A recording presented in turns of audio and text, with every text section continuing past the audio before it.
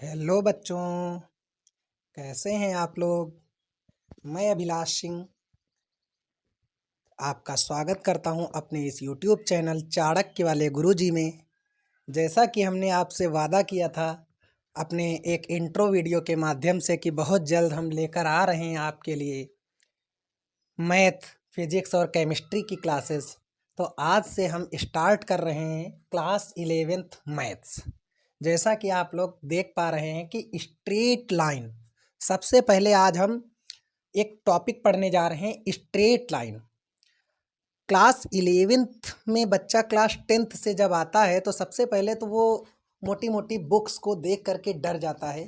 तो मैं सबसे पहले तो आपसे यही कहना चाहूँगा कि डरने की कोई ज़रूरत नहीं है, क्योंकि आप जहाँ पर हैं वहाँ पर सभी बच्चे गुजरते हैं एक बार, और ऐसा लगता है स्टार्टिंग में कि कोर्स बहुत ज़्यादा है। वाकई में 9th 10th की अपेक्षा 11th में कोर्स लगभग 5 से 6 गुना हो जाता है। इसके लिए आपको थोड़ा सा मेहनत करने की ज़रूरत है। और हम आज स्टार्ट करने जा रहे हैं स्ट्रेट लाइन, यानी सरल रेखा। आप लोग स्ट्रेट लाइंस तो नहीं पढ़े होंगे, लेकिन क्लास 10th में एक चैप्टर पढ़ा है लीनियर इक्वेशंस इन टू वेरिएबल। यानी वहाँ पर आप लोग ये देख रहे होंगे कि लाइन की इक्वेशंस पढ़ रहे होंगे, और वहाँ पर हम लोग ये देख रहे थे कि दो लाइंस अगर पैरेलल होते हैं तो उनका कोई भी सॉल्यूशन नहीं होता था। अगर कोई दो लाइंस इंटरसेक्टिंग लाइंस होती थी तो उनका ओनली वन सॉल्यूशन होता था। और अगर कोई दो लाइंस एक दूसरे के ऊपर से चली जाती थी, ओवरलैप कर जाती थी, तो उनके इनफाइनाइट नंबर ऑफ सॉल्यूशंस होते थे। तो अब हम यहाँ पर क्लास 11th में आ चुके हैं। तो अब हम लोग सबसे पहले जानेंगे कि व्हाट इज लाइन, मतलब लाइन क्या है। तो बेटा ध्यान से देखते हैं एक नए तरीके से कि सबसे पहले आप लोग हमें ये बताइए कि अगर मैं यहाँ पर कोई भी ऐसे ड्रा करूँ, कोई ड्राइंग बनाता हूँ, ये सब एक वक्र तो हैं ही। वक्र बोले तो कर्व, इंग्लिश में बोले तो कर्व। ये सब एक कर्व जरूर है, ये सब एक कर्व जरूर है। लेकिन लाइन और अदर कर्व्स, यानी लाइन भी एक कर्व है, लेकिन ये कौन सा कर्व है, ध्यान से देखते हैं बेटा। जैसे हमारा कोई अदर कर्व है, उस पर अगर कोई दो पॉइंट्स ले लूं तो उनके बीच की शॉर्टेस्ट डिस्टेंस और जो डिस्टेंस थ्रू द कर्व होगी वो इक्वल होना आवश्यक नहीं है, वो जरूरी नहीं है कि इक्वल हो। लेकिन अगर हमारा एक ऐसा स्पेशल कर्व ले लूं जिस पर किन्हीं भी दो पॉइंट्स के बीच की शॉर्टेस्ट डिस्टेंस और डिस्टेंस थ्रू द कर्व, मतलब इस कर्व के माध्यम से डिस्टेंस और शॉर्टेस्ट यानी एकदम विस्थापन की तरह डिस्टेंस लूं, तो ये दोनों क्या होंगी, इक्वल होंगी। तो हम यहां से कह सकते हैं कि straight line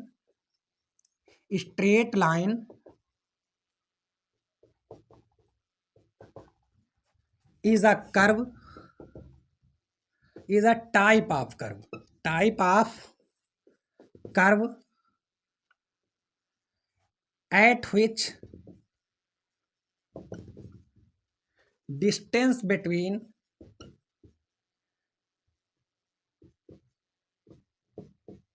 two points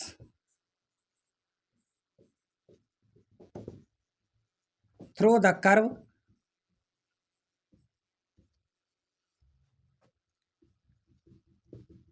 is equal to the shortest distance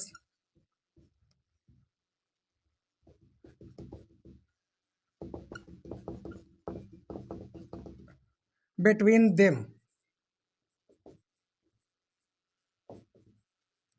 यानी हमारी जो स्ट्रेट लाइन है एक सरल रेखा है, एक सीधी रेखा है। स्ट्रेट लाइन बोले तो सीधी रेखा। सीधी रेखा एक ऐसा वक्र है जिस पर स्थित किन्हीं दो बिंदुओं के बीच की दूरी जो कि कर्व के माध्यम से है और उनके बीच की न्यूनतम दूरी। जैसे यहाँ पर हम देखें तो यहाँ पर ये दो बिंदु हैं, इनके बीच की न्यूनतम दूरी ये है और कर्व के माध्यम से ये है, तो ये दोनों अलग अलग हैं, लेकिन इस पर दोनों क्या होती हैं, सेम होती हैं। अगर आप इतना समझ चुके हैं तो अब हम लोग चलते हैं, थोड़ा सा आगे बढ़ते हैं। और जानते हैं कि इंक्लिनेशन क्या होता है। इंक्लिनेशन ऑफ अ लाइन यानी एक रेखा का झुकाव। तो पहले आप लोग इस डेफिनेशन को समझ लें और मैंने जो बताया है उसको अच्छे से समझ लें, उसके बाद देखते हैं कि इंक्लिनेशन क्या होता है। तो बेटा इंक्लिनेशन ऑफ अ लाइन,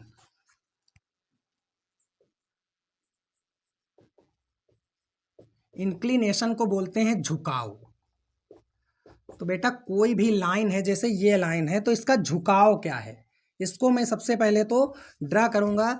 ये वाई एक्सिस है, ये एक्स एक्सिस है, और इन दोनों के माध्यम से मान लेता हूँ मैं यहाँ से एक लाइन जा रही है। अब इस लाइन को एक्स एक्सिस की पॉजिटिव डायरेक्शन से, कहाँ से, पॉजिटिव डायरेक्शन से मेजर करेंगे तो ये जो थीटा है, एक एंगल है, इसे ही हम क्या कहते हैं, इंक्लिनेशन ऑफ अ लाइन कहते हैं। इसे हम इंक्लिनेशन ऑफ अ लाइन कहते हैं। तो ध्यान से देखिएगा, जो पॉजिटिव डायरेक्शन से हो, यानी ये नहीं कि इधर से हम मेजर कर लें, इसको ही क्या कहते हैं, लाइन का इंक्लिनेशन, यानी किसी भी रेखा का झुकाव या सीधी रेखा या सरल रेखा का झुकाव। अच्छा, अगर आप इसको समझ चुके हैं तो अब आगे बढ़ते हैं, देखते हैं स्लोप ऑफ लाइन। क्या देखते हैं, स्लोप ऑफ अ लाइन। तो स्लोप क्या चीज होती है, स्लोप का मतलब होता है इस थीटा का टैन ले लिया जाए। क्या ले लिया जाए, इस एंगल का टैन थीटा ले लिया जाए। अगर मैं इस एंगल का टैन थीटा ले लूं तो यही क्या हो जाएगी, स्लोप हो जाएगी। और इसको मैं क्या कहूँगा, इसी को मैं कहूँगा एम से डिनोट करके, यानी इसको मैं एम से डिनोट कर दूंगा, M is equal to tan theta. यही हमारी एम क्या है, इसकी स्लोप है, इस लाइन की स्लोप है। अब बेटा क्लास 10th में जब आप लोग पढ़ते थे तो वहाँ पर क्या करते थे, अगर आप लोग देखते थे कि दो लाइंस की स्लोप सेम है तो वो एक दूसरे के पैरेलल हो जाती थी। अगर ये एंगल सेम हो गए, स्लोप सेम हो गए, टेंजेंट सेम हो गया, तो ये दोनों क्या हो जाते थे, पैरेलल। और जब पैरेलल हो जाते थे तो कभी भी एक दूसरे को काटने पीटने वाले नहीं है, यानी इनका कोई भी आपको सॉल्यूशन नहीं मिलता था। अब यहाँ पर हम देखते हैं कि इस अगर कोई भी लाइन है वो किन्हीं दो पॉइंट से होकर जाती है तो उसका इंक्लिनेशन, यानी उसकी इंक्लिनेशन क्या बोले, उसकी स्लोप क्या होगी। तो जरा देखते हैं स्लोप क्या होगी। मान लेता हूं मैं एक कोई पॉइंट है हमारे पास, ये है बढ़िया सा पॉइंट x1 कामा y1, और एक प्यारा सा पॉइंट ये है x2 कामा y2। अच्छा, ये जो दो पॉइंट्स हैं इनको मैं कहाँ से बता रहा हूँ, चलो इसको भी मिटा देता हूँ। इनको मैं ये बता रहा हूँ कि अगर ये y एक्सिस है और ये x एक्सिस है।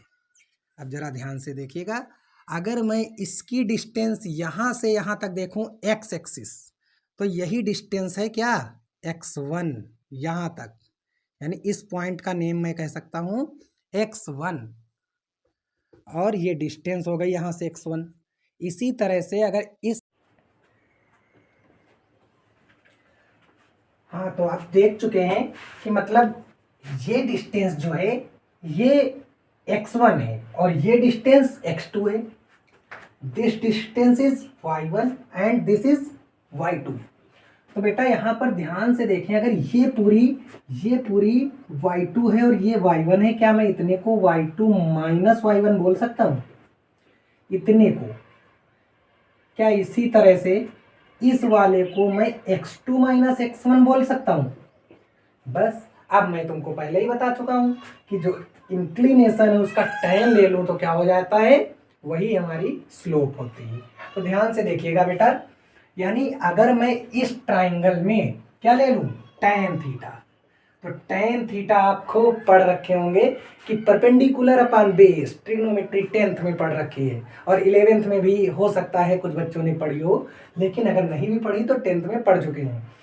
tan theta is equal to होता है परपेंडिकुलर अपॉन बेस। तो परपेंडिकुलर क्या है, y2 upon y1 upon x2 minus x1। y2 minus y1 upon x2 minus x1, यानी ये हमारी क्या हो गई, स्लोप हो गई, परपेंडिकुलर अपॉन बेस। इसे ही हम क्या करते हैं, m से डिनोट कर देते हैं, y2 minus y1 upon x2 minus x1। तो ये हमारा किसके लिए फार्मूला आ गया, slope of a line which passes between two points. यानी अगर कोई लाइन दो बिंदुओं x1 कामा y1 और x2 कामा y2 से पास हो रही है तो उसकी स्लोप क्या है, उसकी प्रवणता क्या है, हम बहुत ही आसानी से इस फार्मूले की हेल्प से निकाल सकते हैं। तो अब हम लोग बेटा देखते हैं, अगर आप इतना सीख चुके हैं तो अब हम देखते हैं कि अगर हमारे पास कोई दो लाइंस दे रखी हों, क्या दे रखी हों, कोई दो लाइंस दे रखी हों और उनके बीच क्या निकालना हो, उनको उनके बीच का एंगल निकालना हो।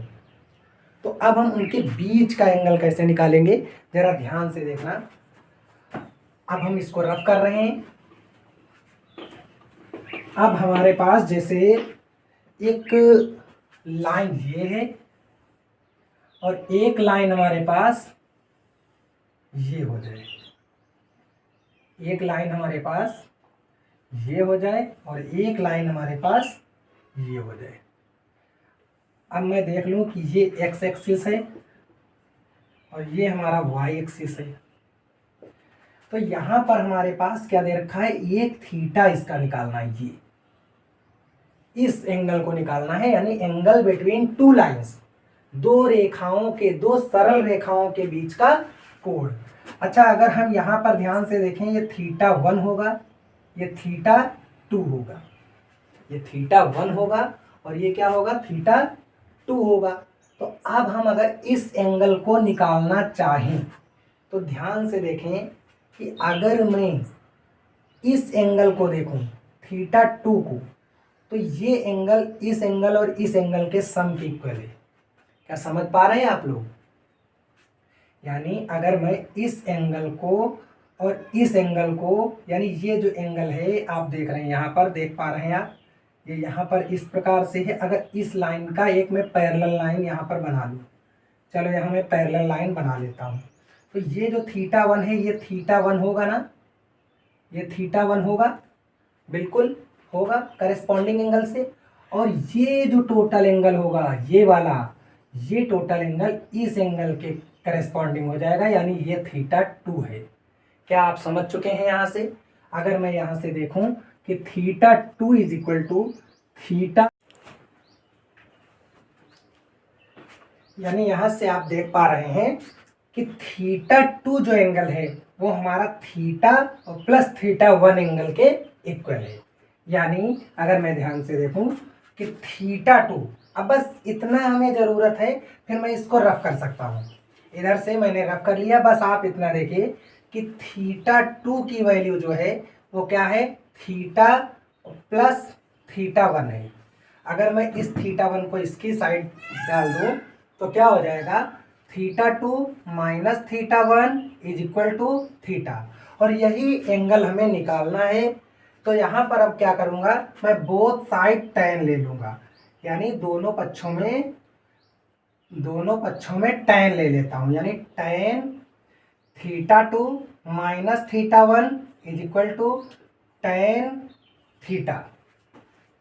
अब जरा यहाँ पर हम बेटा लगा देंगे फार्मूला थीटा 2 माइनस थीटा 1 वाला, यानी ये हो जाएगा tan A, यानी tan theta 2 minus tan theta 1 upon 1 plus tan theta 2 into tan theta 1 is equal to tan theta.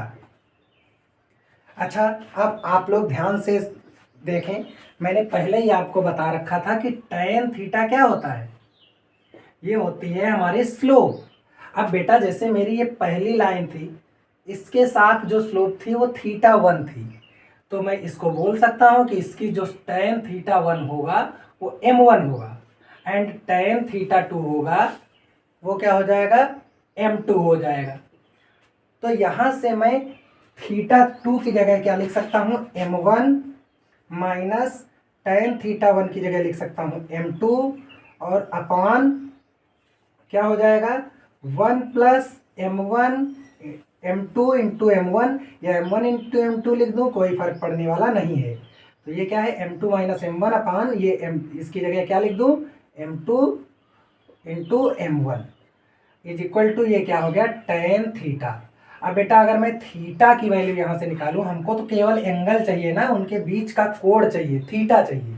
तो थीटा की वैल्यू क्या हो जाएगी, जब tan इधर जाएगा तो ये क्या बन जाएगा, tan इनवर्स बन जाएगा, tan inverse m1 minus m2 minus m1 अपान 1 प्लस m2 m1। अच्छा, एक बात और हमें बता दीजिए, अगर ये दो लाइंस क्या हैं, इस तरह से हैं, तो इनके बीच का जो एंगल होगा वो एक्यूट एंगल होगा, यानी न्यून कोण होगा। और न्यून कोण अगर होगा तो ये कभी भी पॉजिटिव ही निकलेगा, हमेशा पॉजिटिव निकलेगा। तो पॉजिटिव निकलेगा, इसलिए मैं देखूं कि अगर किसी कंडीशन में हमारी क्या हो जाए, m1 छोटा हो जाए, m2 छोटा हो जाए m1 से, तब क्या होगा, यहाँ से नेगेटिव आ सकता है।